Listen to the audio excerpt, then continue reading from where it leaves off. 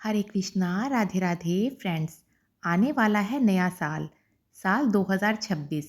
आप सभी को आने वाले नए साल की एडवांस में बहुत बहुत शुभकामनाएं। तो आज हम आपको बताएंगे साल के पहले दिन ऐसे कौन से कार्य हैं जो हमें ज़रूर करने चाहिए, और साथ ही आपको बताएंगे नए साल से लिए जाने वाले कुछ ऐसे नियम जिनको अपनाकर आप अपने जीवन में उन्नति तरक्की पा सकते हैं। तो फ्रेंड्स, वीडियो को पूरा देख लीजिएगा। वीडियो आपके लिए बहुत ही ज़्यादा यूज़फुल होने वाली है। तो साल 2026 की शुरुआत हो रही है गुरुवार से, और इस साल के राजा है गुरु और सूर्य, और मंत्री है हमारे मंगल देवता। और अगर आप चाहते हैं 2026 आपके लिए बहुत अच्छा और शुभ हो, तो इन्हीं तीनों ग्रहों को मनाकर रख लीजिए। तो सूर्य भगवान तो वैसे भी सभी ग्रहों के राजा है और हम सभी के पिता है। तो जिस किसी के जीवन में भी उन्नति तरक्की थम सी गई है, जॉब नहीं मिल रही, व्यापार में परेशानियां हैं, घर में कलह कलेश का माहौल रहता है, तो ऐसे लोग रोज़ाना सूर्य भगवान को जल चढ़ाना शुरू करें। और सूर्य भगवान को जल तांबे के पात्र से ही दिया जाता है। आप इस जल में थोड़ा सा गुड़, लाल फूल या हल्दी मिलाकर जल चढ़ाएं। फिर देखिएगा आपके जीवन में जो भी विघ्न बाधाएं आ रही है वो जल्दी ही दूर होने लग जाएगी। सूर्य भगवान हमारे जीवन के सारे अंधकार को दूर करते हैं, और ये नियम आप डेली का बना ले। पूरे साल सूर्य भगवान को जल दे। साल 2026 में आप ज़्यादा से ज़्यादा गुड़, शहद और गेहूं से बनी चीज़ों का सेवन करें। इससे आपका गुरु ग्रह, मंगल और सूर्य ग्रह सभी अच्छे होंगे।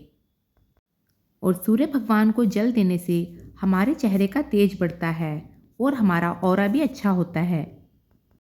तो ये सब हम आपको इसीलिए बता रहे हैं क्योंकि अगर हमारे ग्रह अच्छे होंगे तो हमारे अंदर एक अलग सी पॉजिटिविटी आएगी, लोगों का हमसे बात करने को मन करेगा और वो आपकी बातों को सुनेंगे और समझेंगे भी। तो 2026 में अगर आपको अपने हर कार्य में सफलता चाहिए तो सबसे पहले आप सुबह जल्दी उठने का नियम बना लें। ऐसा करने से हमारे घर के कार्य, पूजा पाठ, भोग प्रसाद सभी कुछ समय से होने लगेगा और हमारे जीवन में उन्नति तरक्की के रास्ते खुलने लगेंगे। क्योंकि अगर हम अपने जीवन में बदलाव चाहते हैं तो सबसे पहले हमें खुद को ही बदलना पड़ेगा। तो इस साल आप ज़्यादा से ज़्यादा पीले रंग पहने। पूजा पाठ में भी ज़्यादा से ज़्यादा पीले रंग का इस्तेमाल करें और मस्तक पर भी तिलक लगाने का नियम आप ज़रूर बनाएं। तो अगर आप किसी संप्रदाय से हैं तब तो आप वही का तिलक लगाएंगे, पर जिन्होंने भी अभी तक गुरु दीक्षा नहीं ली है और गृहस्थ जीवन के नियमों का पालन कर रहे हैं, तो ऐसे लोग भी हल्दी या पीले चंदन का तिलक अपने मस्तक पर रोज़ाना लगाए। गुरुवार के दिन भीगी हुई चने की दाल केले के पेड़ पर चढ़ाए, गाय माता को खिलाए। तो गुरुवार के दिन आप नियम बना लें गाय माता को गुड़ और भीगी हुई चने की दाल खिलाने का। ऐसा करने से हमारा गुरु ग्रह बहुत ही अच्छा होता है और हमारे रुके हुए काम बनने लगते हैं। आप चाहे तो गुरुवार के व्रत करने का नियम भी ले सकते हैं। इसके अलावा आप इस साल किसी भी देव वृक्ष की पूजा करने का नियम भी ज़रूर लीजिए।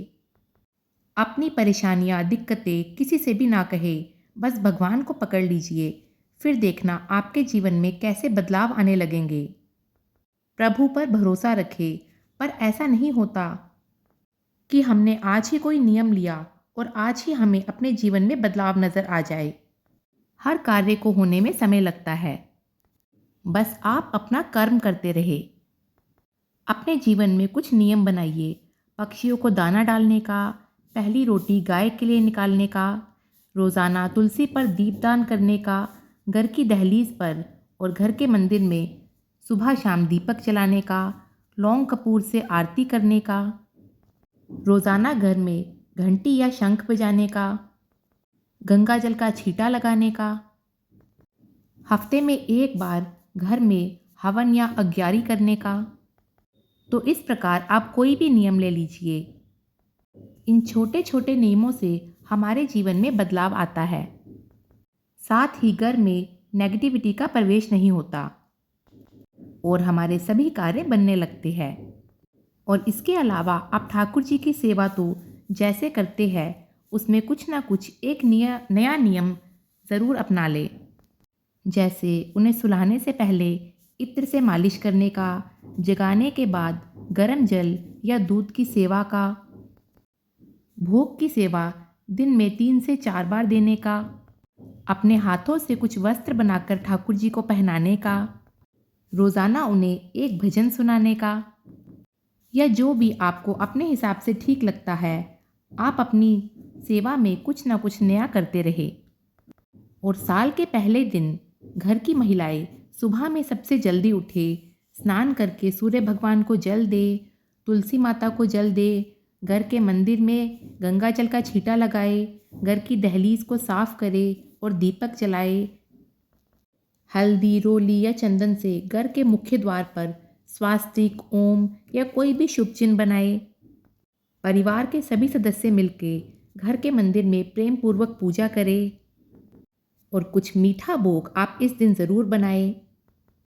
तो गुरुवार से नए साल की शुरुआत हो रही है और जो भी श्री हरि विष्णु यानी कान्हा जी के भक्त हैं उनके लिए तो ये दिन बहुत ही खास है। तो आप अपने ठाकुर जी को पीले रंग के वस्त्र पहनाए, पीले फूलों से घर के मंदिर को सजाए और पीले रंग के फल या मिठाई का भोग ठाकुर जी को लगाए। और साल के पहले दिन आप अपने घर के पास या किसी भी मंदिर में ज़रूर जाए और अपनी सामर्थ्य के अनुसार कुछ ना कुछ मंदिर में दान भी करें। और ध्यान रखें, इस दिन आप ना किसी से किसी भी प्रकार का कर्ज ले और ना ही दे और किसी से भी मनमुटाव ना रखें। यदि हो सके तो आप इस दिन अपने घर में कोई कथा या कीर्तन भी करा सकते हैं।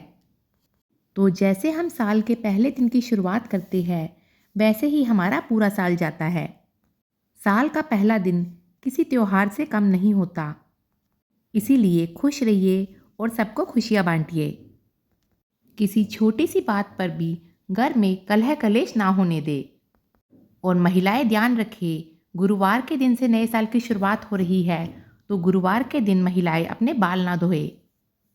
जितना अधिक हो सके अपने घर में राधा नाम का कीर्तन करें। तो इन कुछ छोटी छोटी बातों को अपनाकर हम अपने नए साल की शुरुआत कर सकते हैं, जिससे हमारा पूरा साल खुशियों भरा रहे।